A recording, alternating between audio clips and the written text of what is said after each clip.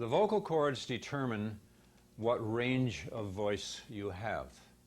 Not all of us were born with the same range or the ability to sing 4 or 5 octaves. An indication of the range of your voice or the type of voice you might have is usually determined, in most instances, by the timbre or quality of your speaking voice.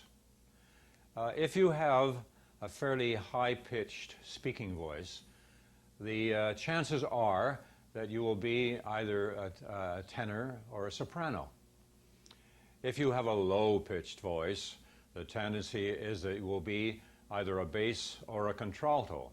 If you have something that is in the middle, the chances are that you will be a baritone or a mezzo. The longer and thicker the vocal cords, the lower the voice. The shorter and thinner, the higher the voice. Sopranos and tenors have the shortest and thinnest vocal cords. Basses and contraltos have the longest and thickest vocal cords. The baritone and the mezzo have vocal cords which are somewhere in between. Now, if you looked at the strings of the piano, it's a very good example of this. If you look at the high strings in the piano, they're the shortest strings in the piano. If you look at the bass strings in the piano, they're long and they're wound, they're thick.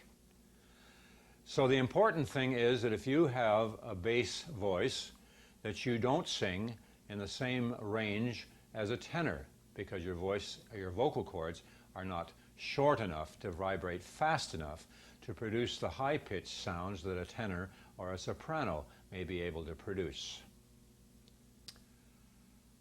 The important thing is that you stay within your own range or the range of your own voice. Do not try to exceed 2 octaves. 2 octaves are all you need to be a singer. Some singers have more than 2 octaves. I happen to have 3 octaves. I'm a tenor. I have octaves from middle C to high C, but I also have an octave below. I can reach as low as most basses. But because my voice is a tenor, the octave below middle C is of no use to me whatsoever. All it does is strengthen my lower notes. The important thing is that all you need is 2 octaves. So stay within your own range. Now, in the exercises that I'm going to give you in this technique, they are used because exercises are pure sound.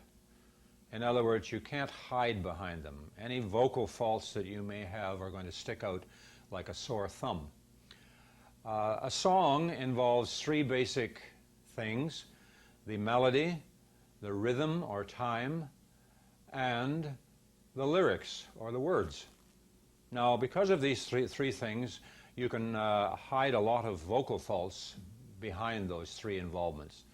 But with the exercises using pure sound, it is almost impossible to hide your vocal faults. And of course, this is what we want to have happen. We want to be able to correct those faults. Now, the exercises are to be used to develop the vocal technique. You will not develop your vocal technique by singing a song. In other words, if you're trying to think of the 3 involvements in a song and then you're trying to think of the technical involvements of the technique itself, it'd be almost impossible to think of all of those things at one time. So we're going to use the exercises to help develop the technique. It is very important that you do not try to develop the technique in the higher range of your voice. Accompanying this technique will be an audio tape with the exercises that you're going to do.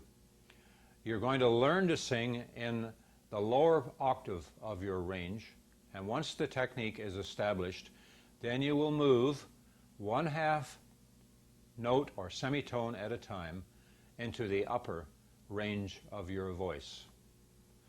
The lower part of the voice, the middle and lower part of the voice, require very much less breath than the higher part of the voice. The top part of the voice is a study in itself.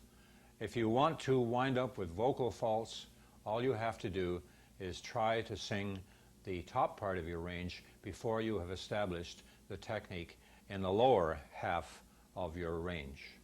So stick within the confines of your own range. Practice these exercises that are accompanying the course in the lower octave of your voice until you are fairly sure that you have understood the technique and that it is working for you. Then slowly move up into the higher part of your voice.